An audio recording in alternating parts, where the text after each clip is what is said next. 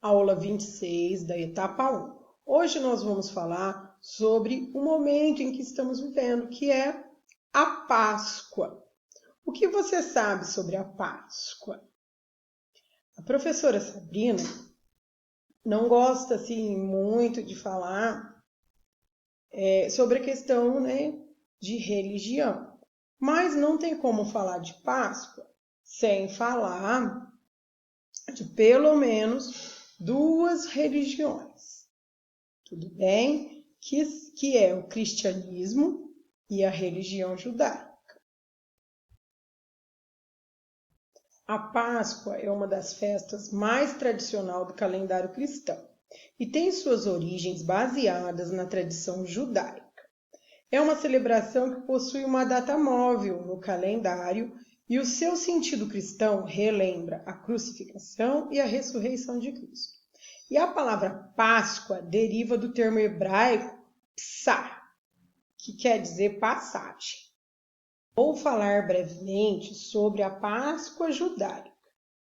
A Páscoa judaica, o psá, ou passagem, relembra a libertação do povo hebreu que vivia escravo no Egito.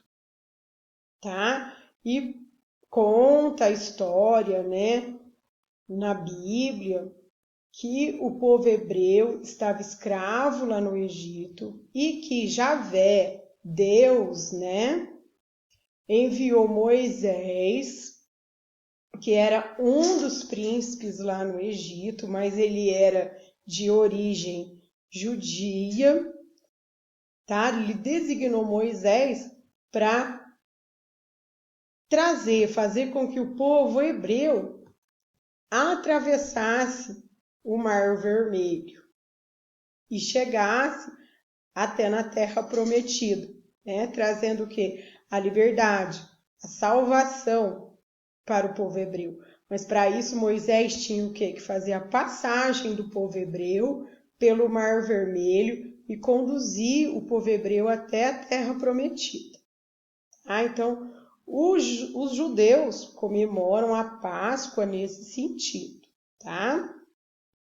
Já a Páscoa cristã tem um significado um pouquinho diferente, embora também, os cristãos também se inspiram nessa passagem, vivida pelo povo hebreu na religião judaica, no judaísmo, tá bom?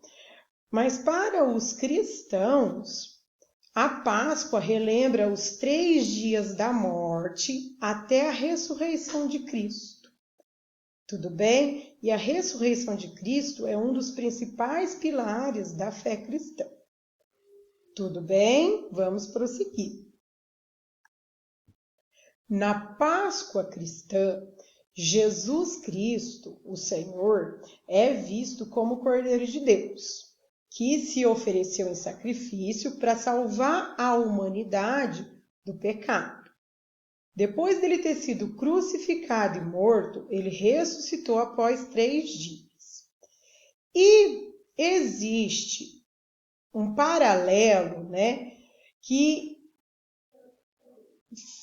fala para a gente que a crucificação e a ressurreição de Cristo pode ter acontecido no mesmo período, assim, faz um paralelo com o período em que aconteceu, há muito tempo atrás, antes da crucificação e da ressurreição de Jesus, aconteceu essa passagem do povo hebreu para o Mar Vermelho. Então, as datas são mais ou menos na mesma época por conta disso, tá bom? Então, traçou-se aí o quê? Um paralelo, tá bom? E por isso que se realiza praticamente a Páscoa cristã e a Páscoa judaica quase que na mesma época, no mesmo período, tá bom? Na tradição cristã, católica, a Páscoa encerra a Quaresma, que são 40 dias dedicados a orações e jejum. A última semana da Quaresma chama-se Semana Santa. É iniciada pelo Domingo de Ramos, que marca a entrada triunfal de Cristo em Jerusalém, passa pela sexta-feira da paixão, que é quando acontece a morte e crucificação de Jesus, e é finalizada no domingo de Páscoa, que celebra a ressurreição de Jesus Cristo.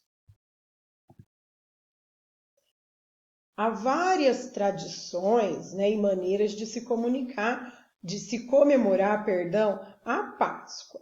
A Páscoa é comemorada dentro do cristianismo de diferentes maneiras e de diferentes variações, devido às diferentes vertentes cristãs. Tudo bem?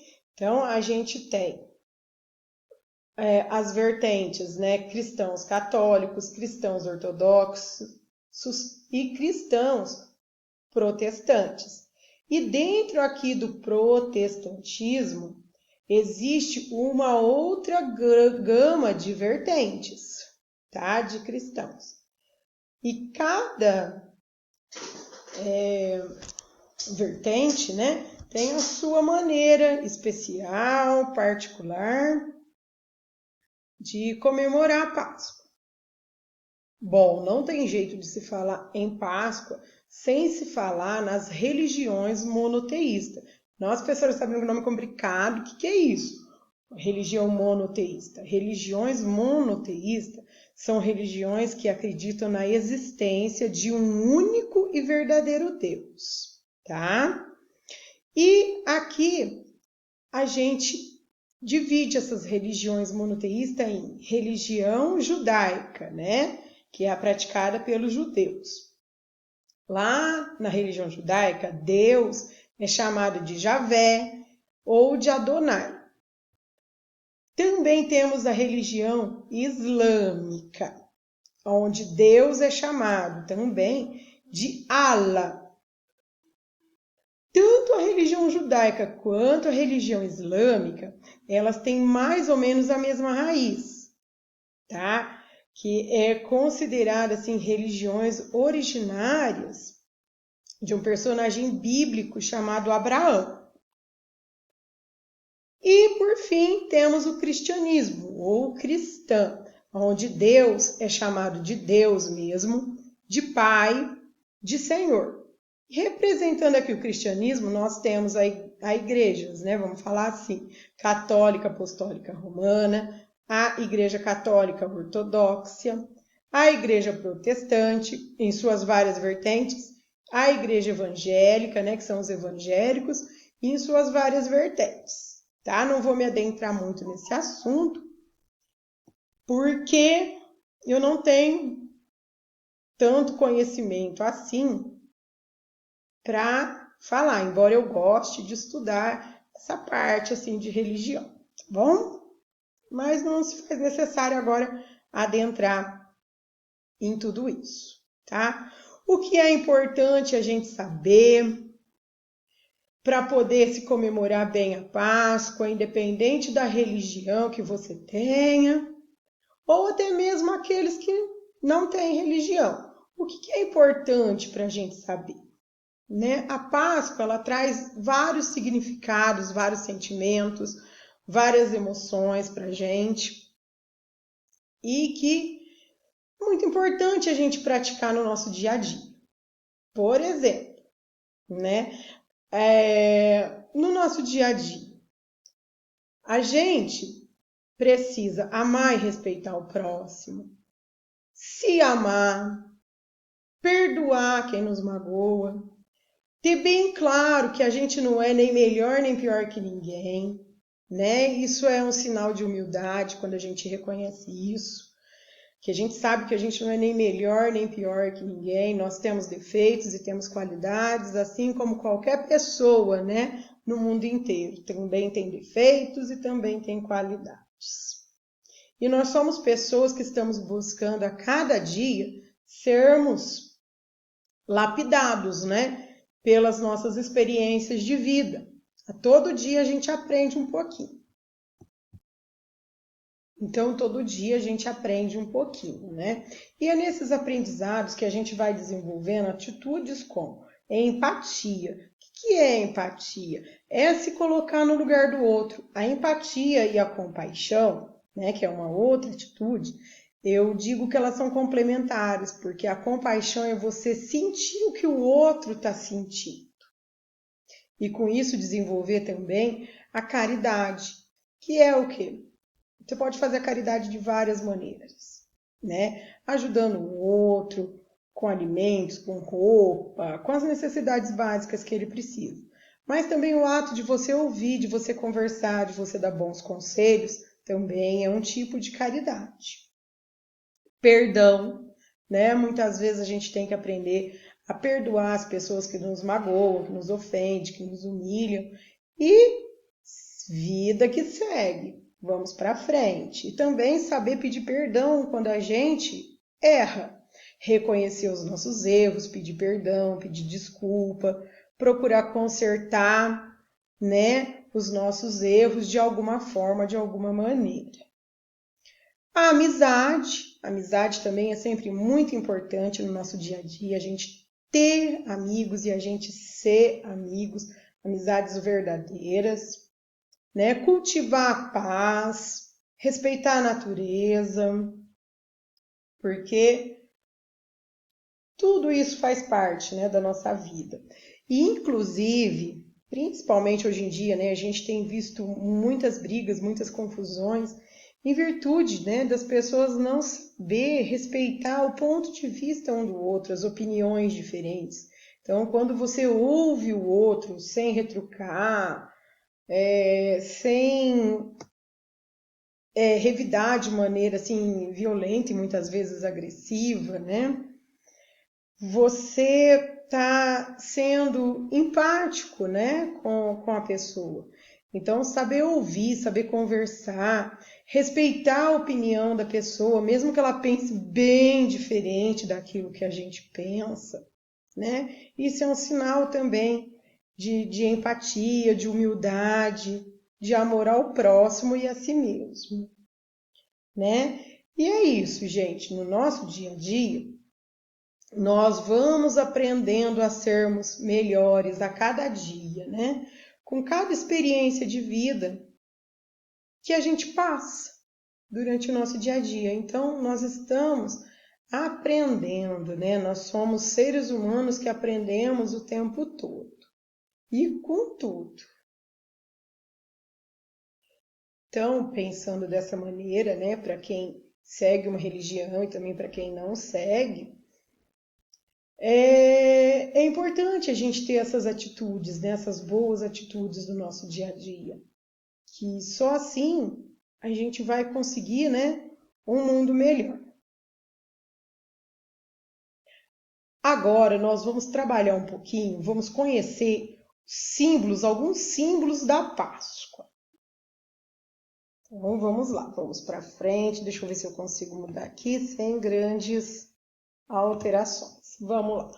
Alguns símbolos da Páscoa. O trigo e a uva, normalmente representados pelo pão e pelo vinho. O trigo e a uva simbolizam o pão e o vinho da Santa Missa, que no caso, o pão simboliza o corpo de Cristo e o vinho, representa o próprio sangue de Jesus Cristo derramado na cruz. O girassol também é um símbolo da Páscoa, tá? Significa que a gente tem que estar sempre voltado para o sol, para a luz, né? Para Jesus, para Deus, que é a luz do mundo. O coelho, né? Esse tão famoso personagem aí. O coelhinho, ele é o símbolo da fecundidade. Simboliza que a igreja gera muitos filhos através do batismo, muitos filhos de Deus, da comunidade cristã, né? E judaica também, enfim, né? Todas as pessoas. Enfim, simbolizando aí todas as pessoas, né, que participam ou do judaísmo ou do cristianismo. O peixe é o símbolo mais antigo, simboliza mesmo Jesus Cristo. e simboliza que a gente deve viver mergulhado no amor de Deus. Os sinos representam o quê? O anúncio da ressurreição, a alegria, que é a Páscoa. A vela ou círio pascal, simboliza também Jesus Cristo ressuscitado, tá? O ovo simboliza também a ressurreição e a vida nova, uma vida nova. O cordeiro, né, que nada mais é do que uma ovelhinha, vamos falar assim, representa Jesus Cristo, tá? Que tira o pecado do mundo. Temos também outros símbolos, como a cor branca, que simboliza pureza e alegria. Temos também o sepulcro, que representa a ressurreição de Cristo. O sepulcro nada mais é do que um túmulo, né, onde Jesus foi colocado. Temos a coroa de espinhos, que Jesus foi coroado, né, uma coroa de espinhos. Temos também o lava-pés, onde Jesus, né, em uma cerimônia, demonstrando muita humildade, lavou os pés dos seus discípulos. Temos a água, que representa a fonte de vida e purificação. Temos também os ramos. Já falamos dos ovos. A cruz, né, que seria o símbolo principal, né, do cristianismo. E é isso, gente. Espero que eu tenha contribuído, né, para aumentar o conhecimento de vocês sobre essa data, né, tão comemorada e tão esperada, que é a Páscoa. Até a próxima aula.